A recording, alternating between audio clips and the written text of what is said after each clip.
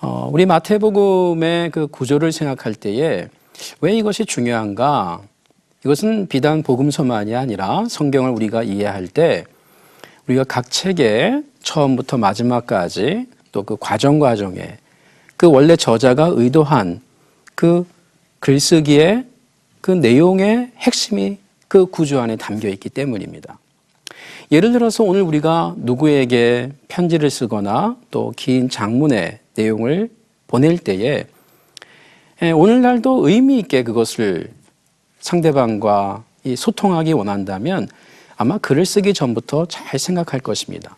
그리고 막 생각나는 대로 쓰기보다는 처음부터 무엇을 쓸 것인지를 고려하면서 써 나가야 되는 것입니다. 특별히 1세기는 이 구전문화 시대입니다. 오늘처럼 컴퓨터가 있는 것도 아니고 타자기가 있는 것도 아닙니다. 이 구전문화 시대에는 이 저자들이 뭘 써야 할지를 미리 다 갖고 있는 겁니다. 여러분, 그 당시에는 웬만한 책들을 다 암송하는 문화였습니다. 우리나라도 조선시대 초기에는 또 많은 이 학자들이 이 사서 삼경을 다 통째로 암송을 하였죠. 근데 그때는 이 15세기, 16세기도 아니고 1세기입니다. 여러분, 1세기에는 구전 문화입니다. 모든 걸 다 암송하고 또 암송해서 전달하는 시대였습니다.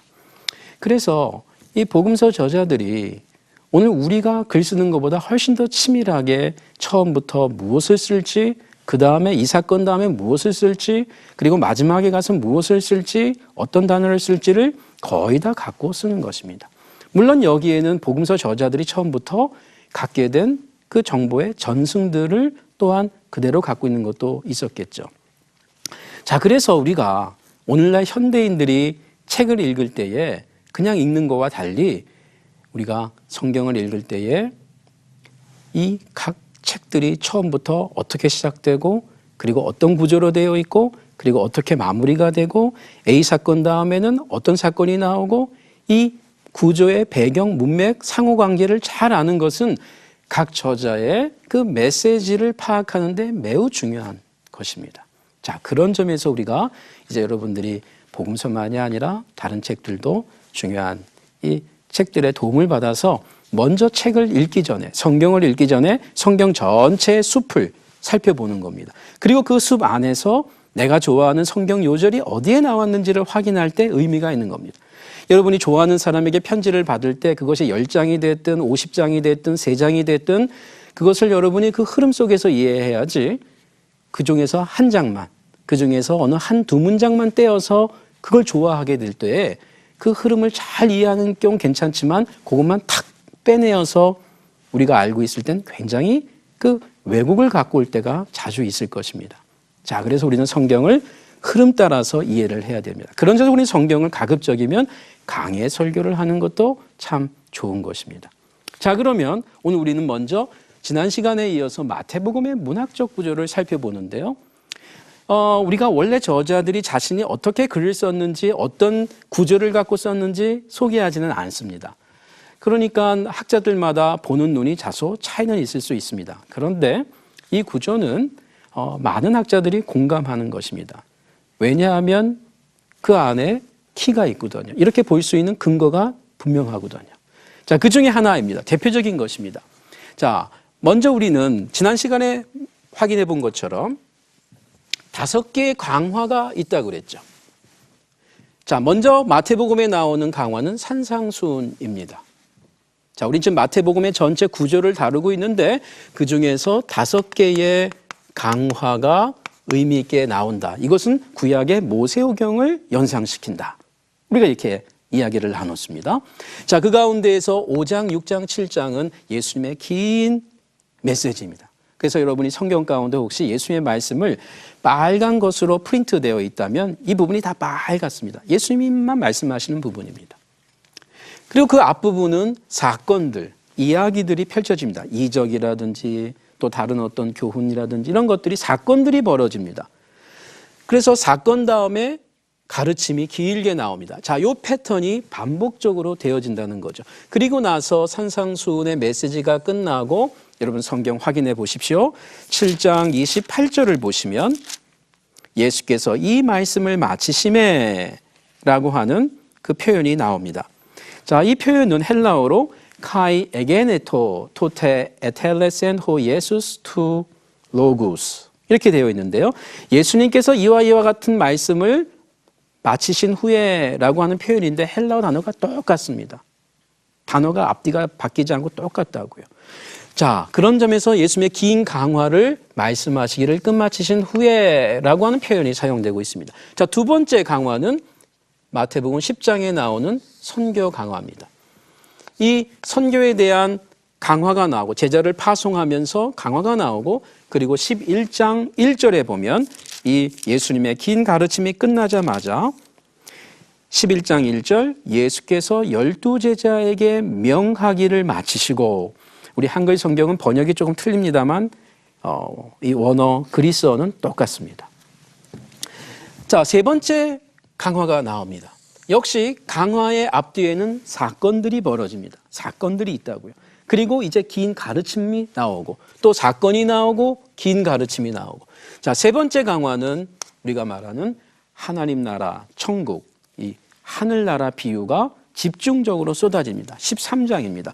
이 강화가 끝나고 난 다음에 우리 성경 13장 여러분 53절에 보시면 예수께서 이 모든 비유를 마치신 후에 라고 되어 있죠.